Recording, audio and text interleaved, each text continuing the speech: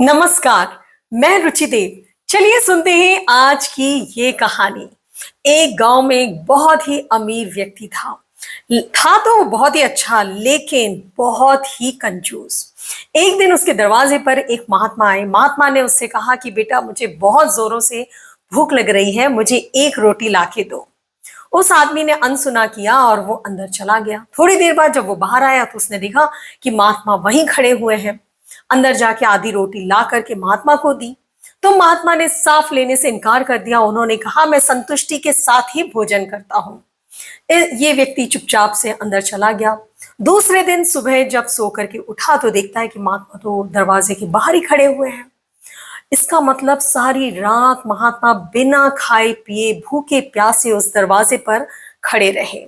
अब ये व्यक्ति डर गया। इसे लगा कि अगर महात्मा भूख प्यास से मर गए तो पूरा पाप इसके ऊपर चढ़ जाएगा।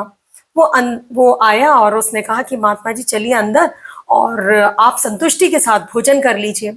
तो महात्मा ने कहा, अब तो मुझे भोजन करना ही नहीं है, मुझे तुम एक कुआं खोद के दो। उसने कहा, अरे ये क्या बात हुई करके वो वापस चला गया। दूसरे दिन सुबह उठ करके जब वो आदमी बाहर निकला तो देखता है कि महात्मा जी वहीं खड़े। यानी कि 2 रातों से महात्मा ने ना तो कुछ खाया ना कुछ पिया और वहीं उसके दरवाजे पर खड़े रहे। तो उसने सोचा कि महात्मा है तो बहुत ही जिद्दी, चलो इनका काम ही कर देता हूँ। उसने कहा, बताइए कहाँ पे कुआं खोदना है, मैं एक कुआं खोद देता हूँ।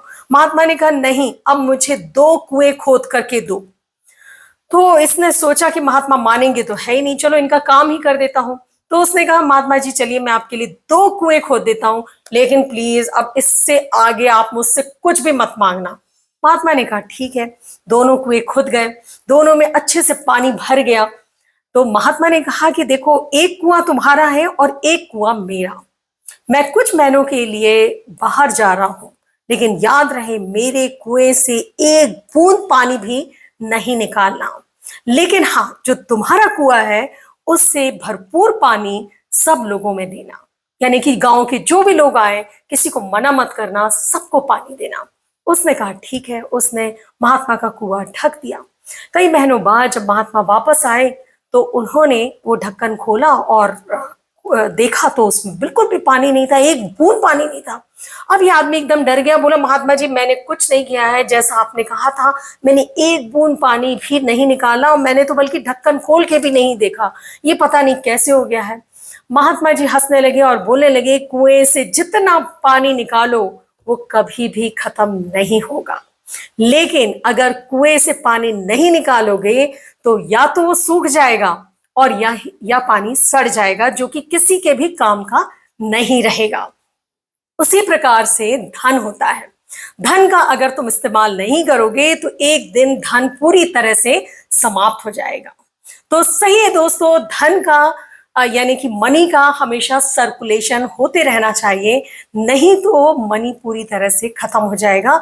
उसी के साथ नॉलेज भी एक ऐसी चीज है, नॉलेज किसी भी चीज का हो, चाहे वो स्पोर्ट्स का हो, डांस, म्यूजिक, आर्ट, साइंस, किसी का भी नॉलेज हो, उसे हमेशा दूसरों में बांटते रहना चाहिए, उसे यूज करते रहना चाहिए। क्योंकि जिस दिन आपने अपना नॉलेज दूसरों को देना बंद कर दिया, अपनी बुद्धि का इस्तेमाल करना बंद कर दिया, उस दिन वो पूरी तरह से समाप्त हो जाएगा।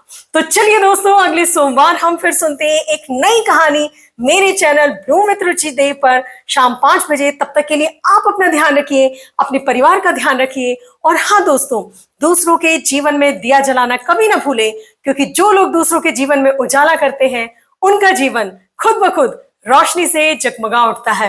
नमस्कार, धन्यवाद।